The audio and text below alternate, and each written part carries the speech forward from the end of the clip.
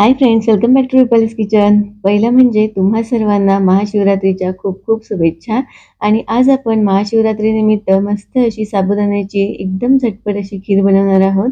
तर चला तर मग वेळ न घालवता रेसिपीला सुरुवात करू. साबुदाण्याची खीर बनवण्यासाठी मी या मेजरमेंटने 1 कप साबुदाणा घेतलेले आहेत आणि ते मी 1.5 तास ठेवलेले होते. स्वच्छ धुतले आणि 1.5 तास भिजत ठेवले.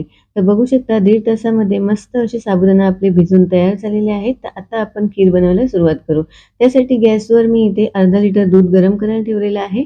ते दूध बघू शकता गरम झालेलं आहे. तर मी अशी साय अशी मोडून घेते. गॅसचा फ्लेम मी लोच ठेवलेला आहे आणि बघू शकता बॉईल आलेला आहे दुधाला. तर यामध्ये मी 7-8 केसरच्या काड्या घालते. हे काड्या घालणं पूर्णपणे ऑप्शनल आहे. नाही घातलं तरी सुद्धा चालेल. पण केसरच्या काड्या मी यासाठी घातल्या कारण खिरीला आपल्या मस्त असा कलर येणार आणि फ्लेवर पण खूप छान येणार. तर त्यासाठी मी इथे केसर घातलं. तर केसर घातलं, बॉईल आलेला आहे बघू शकता. तर व्यवस्थित असा बॉईल एक आलेला आहे. तर यामध्ये आपण साबुदाणे घेतलेले होते भिजत घालून, ते आपण यामध्ये घालून घेऊ. तर मी यामध्ये सर्व जे साबुदाणे आहेत ते मी सर्व घालून घेते.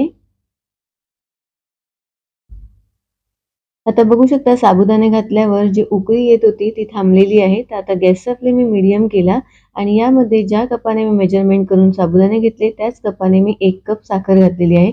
साखर तुम्ही तुमच्या हिशोबाने इथे कमी जास्त करू शकता. मी 1 कप घातली आहे.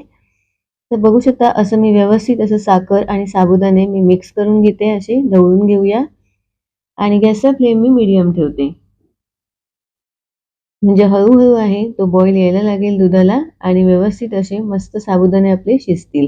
तर बघू शकता साबुदाणे मस्त असे शिजायला लागलेले आहेत आणि फुललेले आहेत. तर एकदा चमच्याने असे ढवळून घेऊया. तर असं मी व्यवस्थित असं चमच्याने ढवळून घेतलं आणि एक 10 मिनिटं लो फ्लेमवर ठेवून देते. तर बघू शकता बॉईल यायला लागलेला आहे. तर यामध्ये आता आपण ड्रायफ्रुट्स घालून घेऊ. तर इथे मी एक छोटंसं पॅन घेतलंय आणि त्यामध्ये 1.5 टेबलस्पून मी तूप घालते. असं मी 1.5 टेबलस्पून तूप घेतलंय. गॅसचा फ्लेम लो ठेवला आणि तूप गरम व्हायला दिलं आपण. तूप गरम झालेलं आहे. त्यामध्ये इथे मी काजू, बदाम, पिस्ताचे मी बारीक तुकडे करून घेतले. ते यामध्ये घालून घेतले आणि आता आपण काजू, पिस्ता मस्त असं थोडंसं लालसर कलर येईपर्यंत आपण भाजून घेऊ असं. हे आपल्याला लो फ्लेमवरच भाजून घ्यायचे आहेत. आता पटकन अशी आपले जे तूप आहे ते करपू शकतं आणि काजू बदाम पण पटकन करपू शकतात. तर त्यासाठी आपण लो फ्लेमवर असं चमच्याने चालवून घेऊ. तर बघू शकता कलर थोडा चेंज झालेला आहे. तर आता आपण या खिरीमध्ये घालून घेऊ. तर बघू शकता मी असं या पद्धतीने घालते. तर हे मी तूप आपलं गरम-गरम असल्यामुळे खीर अशी पटकन अशी वर येते. तर काही नाही आपण चमच्याने असं पटकन चालवून घ्यायचं म्हणजे खीर लगेचच असे खाली जाते. तूप आपलं एकदम गरम असल्यामुळे खीर वर आली. तर असं मी चमच्याने असं ढवळून घेते. बघू शकता आणि आता आपण 5 मिनिटं असं शिजवून घेऊ आणि यामध्ये आता आपण अर्धा टेबलस्पून वेलची पावडर घालू. वेलची पावडर सुद्धा तुम्हाला जर उपवासाला चालत असेल तरच घाला, नाही घातली तरी चालेल.